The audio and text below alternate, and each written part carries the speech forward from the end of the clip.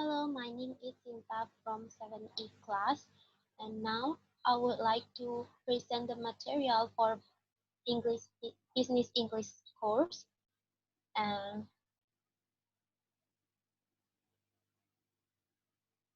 so, in this presentation, I will talk about three subtopics from chapter 8, which is personal etiquette in the office.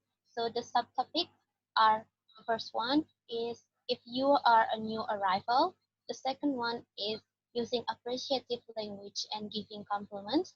And the last is humor in the workplace. So the first subtopic is if you are a new arrival. So in this subtopic, we will discuss about things that you should be aware of when you are a newcomer in your department or in your office. So the first one, go quietly. In any situation when you are new to people in a group, go quietly. It means let other coworkers do most of the talking or the conversation.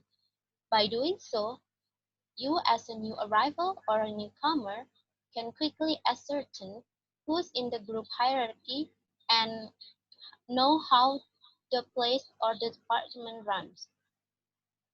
Second, avoid talking about how things were handled in the department you were from or in your last position.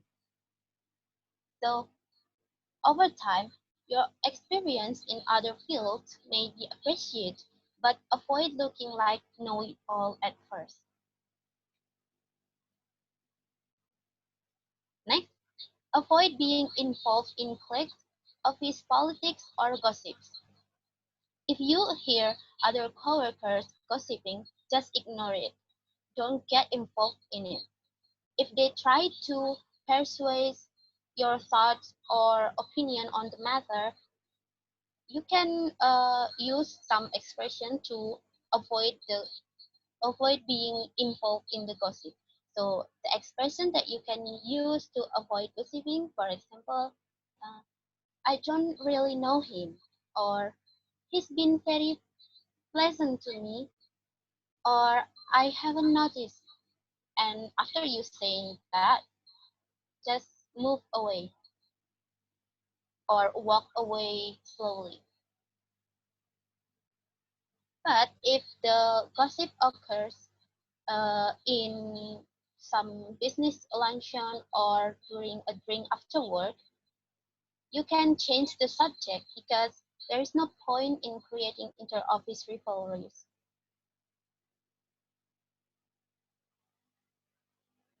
Now, in addressing others, nowadays in business, people are much more informal, and it's common for people to calling other people by the first name. But before you calling your boss by his or her first name, make sure other staff do too.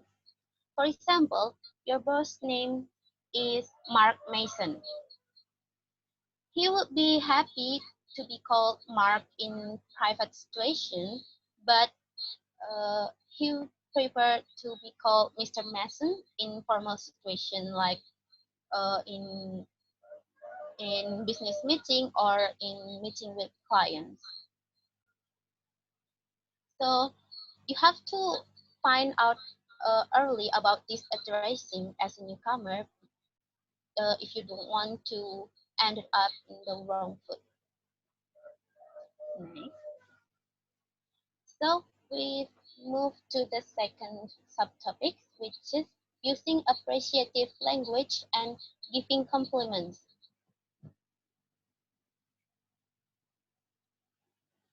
So, in using appreciative language and giving compliments in the office as a newcomer, the first one, carefully choose the time, place, and manner in which you voice your opinion. So, any confrontation should be avoided. So, carefully choose your time, place, and manner in which you voice your opinion.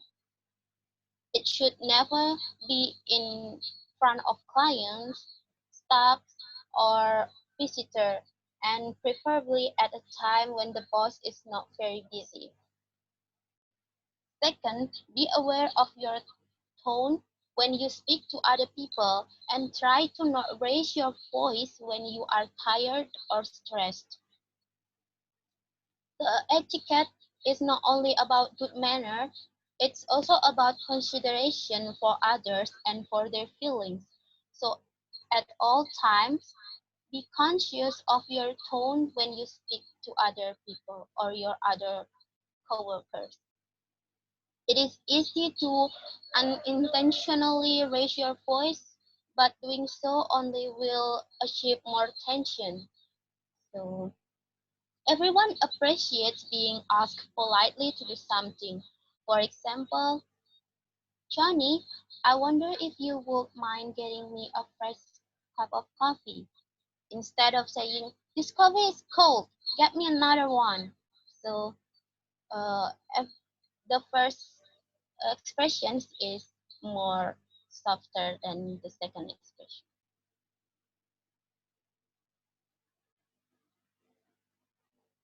Next, use please, thank you, do you mind, so that other people do not take offense.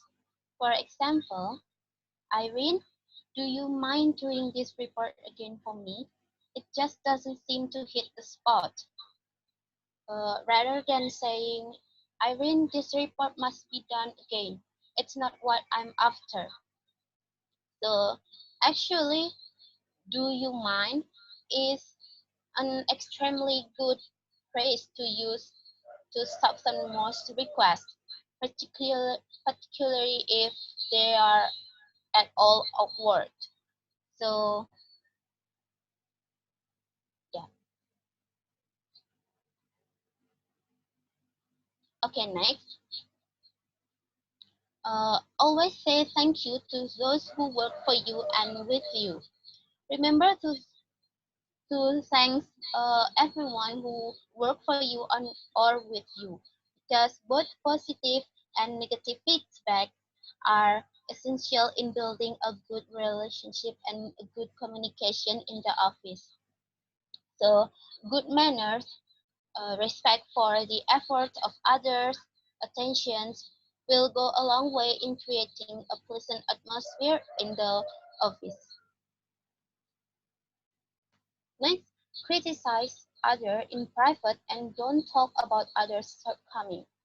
If you do have to criticize someone you work with, do so in private, because you don't need anyone else in the office to know what you think, and you don't have to talk about someone's shortcomings or someone's flaws when other coworkers are around.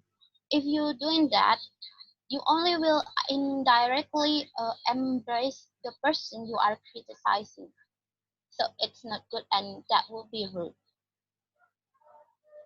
Next, give compliments where they need to be, as well as take compliments generously.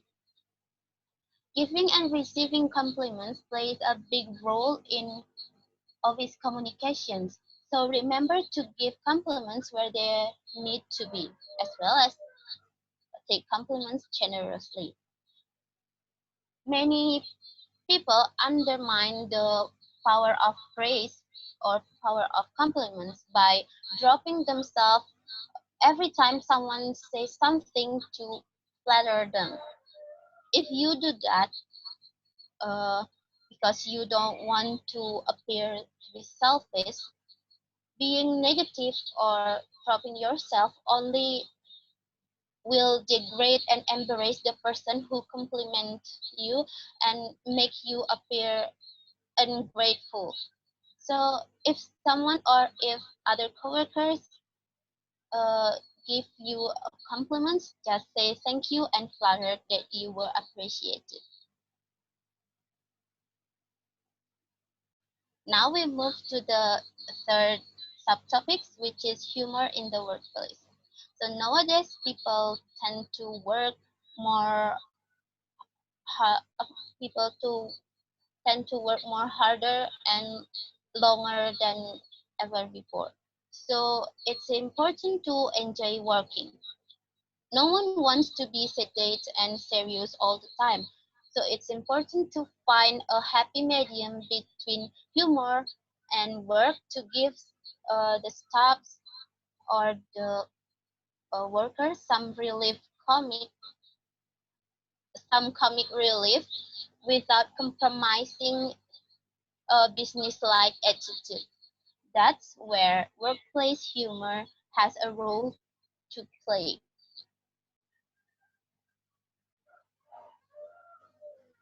Okay, so there are several things you should pay attention to when you are creating humor in the office.